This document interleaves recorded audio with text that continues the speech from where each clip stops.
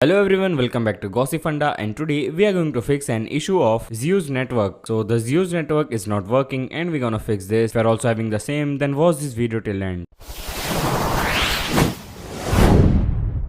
We are facing issues like app crashes, login issues and connectivity issues. And in order to fix these issues, first of all check your internet connection, provide a stable connection if it is weak, clear cache data. To clear cache data, open settings, go to apps, select Zeus application, open storage and simply clear cache data. If you are facing difficulties like app crashes and login issues, first of all check the server status of Zeus. Thankfully Zeus provides this service. To check server status, simply search Zeus server status, click on the website and here you will get the information of Zeus current server status. If everything looks good but still you are facing this issue, then simply reinstall the application. If reinstallation does not work, then simply contact the customer support of Zeus. I hope this video helps. Make sure to like, share and subscribe.